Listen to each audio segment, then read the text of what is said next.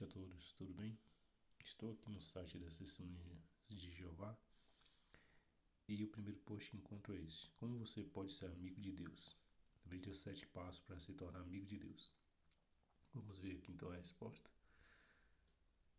Tudo bem, então artigo aqui, a resposta da Bíblia. Meu objetivo é fazer um resumo sobre o assunto. Primeiramente, o título já chama atenção, né? Ser amigo de Deus. Com certeza o artigo vai nos remeter a Abraão, né, que foi encarado como amigo de Deus. Porém, isso entra em contradição com a parte do Novo Testamento que fala que somos filhos de Deus. E nas Testemunhas de Jeová elas amam criar a relação de que nós podemos ser amigos de Deus e não filhos. E realmente um filho é muito mais íntimo e próximo de seu pai do que um amigo. Então, qual dos dois pontos está mais correto, né? Qual dos dois caminhos está mais correto? Qual é realmente o objetivo de Deus? É se tornar o nosso amigo ou se tornar nosso pai, né? Vamos ver aqui o artigo deles. Você pode ser amigo de Deus para aprender sobre Ele e por fazer coisas que agradam a Ele. Se você fizer isso, Deus vai chegar a você. Eu também acredito que é possível você se tornar amigo de Deus, mas também ser filho de Deus. Só que qual dessas lutas, né, deveria ser travadas pelo cristão? Tentar ser amigo de Deus ou tentar ser filho de Deus? Mas na Testemunha de Jeová você pode observar, quem não é da religião e quem é também, de que o objetivo, o foco da Testemunha de Jeová é sempre colocar o cristão como sendo amigo de Deus. Ela também tem uma visão de que cristãos é apenas aqueles que são testemunhas de Jeová. Todos aqueles que não são testemunhas de Jeová, eles não encaram como cristãos. Tanto é que eles chamam as outras religiões de a cristandade. E toda a cristandade fazendo parte da Babilônia Grande, né, que eles consideram que é o império da religião, né, falsa, mundial, da religião falsa. Aí vamos ver aqui os passos para ser amigo de Deus.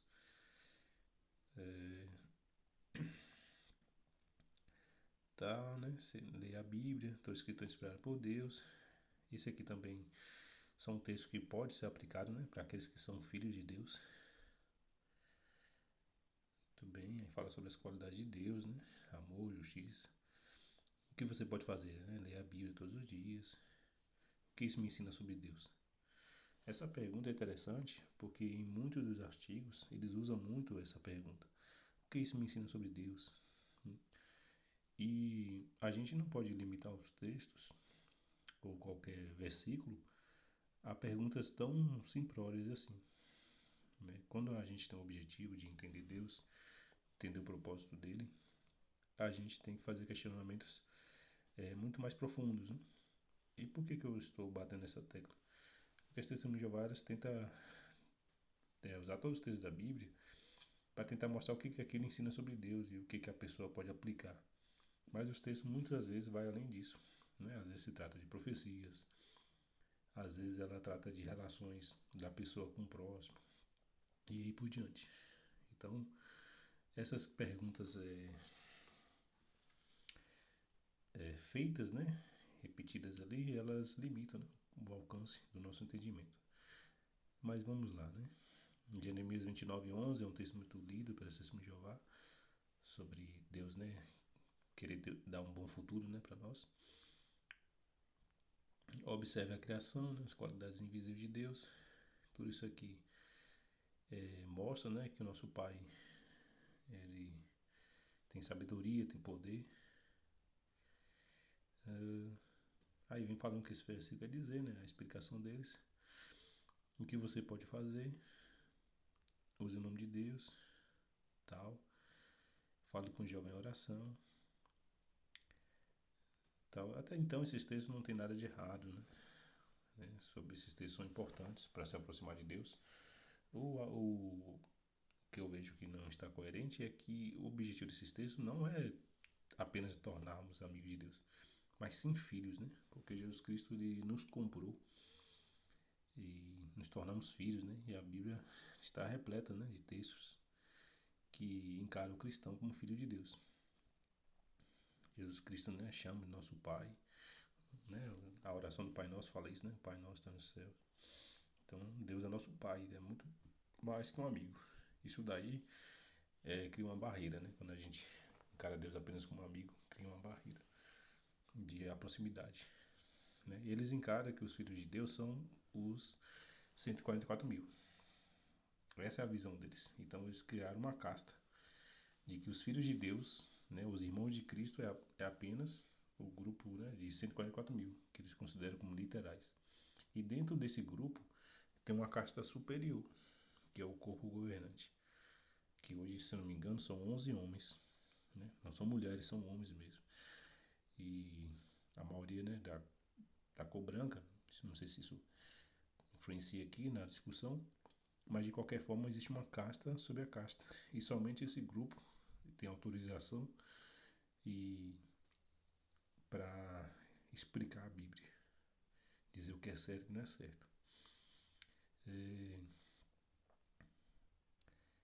Tudo bem, continuando aqui.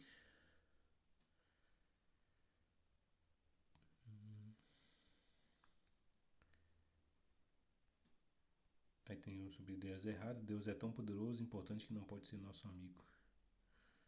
Não, acho que no geral os cristãos não têm essa ideia. Acho que eles não pensam isso não.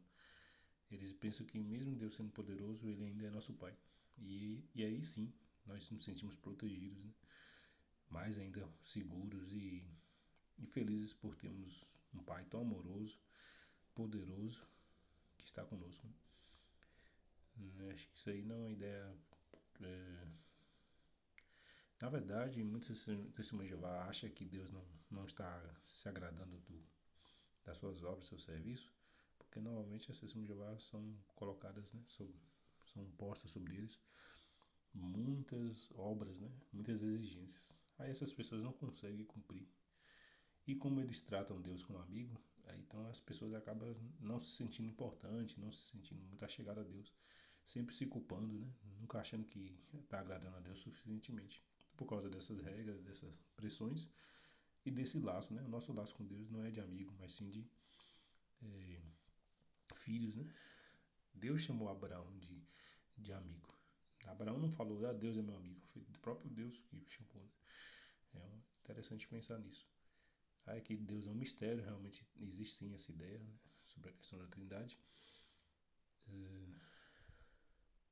Falar que Deus é um mistério, realmente, na minha visão, afasta um pouco sim as pessoas de Deus. Mas também dizer que Deus pode ser nosso amigo também, acredito que afasta. E que Deus espera muitas obras da gente. Claro que a gente tem que, né, provar nosso amor por meio de obras. Aí, sobre o nome de Deus e tal, né? Mas as testemunhas de Jeová, elas falam muito sobre o nome de Deus. Mas um lado que eu acho interessante e acho contraditório é o seguinte: eles usam tanto o nome de Deus que eu, na minha opinião, isso se torna, de certa maneira, um desrespeito ao nome de Deus. Eles usam de forma tão leviana e a todo momento, sem o devido respeito, sem o devido temor, né? Sem o reconhecimento, né, do poder e da autoridade de Deus. Assim também eles fazem com Jesus, né? Jesus praticamente é visto como um ajudante. Então, a forma leviana também com eles eu acho que é um desrespeito. Não usar o nome de Deus pode ser um desrespeito, e usar de forma demasiada, pelo menos com minha experiência com o Testemunho de Jeová, por exemplo, há parágrafos, né, da revista Sentinela que citam o nome de Jeová 6, 8 vezes, ou até mais. Não usa termos, né, como soberano Senhor, todo-poderoso, Deus, coisas assim, né? Sempre Jeová, Jeová. E eu acho que torna algo cansativo e desrespeitoso. E é isso, né? O artigo é isso. O artigo é de forma leve, branda, porque o objetivo é atingir pessoas que não são testemunhas de Jeová, né? Que abre o site. Então eles não tentam tocar na questão da Trindade, eles não tentam falar sobre os textos, né? Que fala que nós somos filhos de Deus e nós fomos comprados, esse tipo de coisa. Né? Eles esquecem desses textos que são marcantes, né? Eles usam muitos textos do Velho Testamento. Não é que seja errado, mas o Novo Testamento está repleto de textos que fala, né, sobre a posição do cristão perante Deus. E você vê também que mal cita Jesus Cristo. Pelo menos eu não estou lembrado aqui de ter visto nada sobre Jesus. Entendeu? Porque quando coloca Jesus aí, não tem como dizer que a gente não se torna filho de Deus. Mas tirando Jesus fica mais fácil manter essa narrativa de amizade. Então isso aqui, na minha visão, é para manter, né, a ideia de que nós só podemos se tornar amigos de Deus e que existe uma casta superior que tem privilégios maiores. E é isso, para a gente se conter com essa posição, se a gente conseguir alcançar. Mas eu acho que isso não reflete o que o Novo Testamento diz e nem o que o propósito de Jesus Cristo, né, para com a humanidade, o que ele fez. Né? Ele não veio restaurar uma amizade nossa com Deus. Ele veio restaurar a nossa filiação. Né? Nós nos tornamos filhos do pecado, mas com a morte de Cristo a gente pode ser comprados, né? Ser adotados como filhos de Deus. Então, essa é a minha visão. O que vocês acham? Comentei.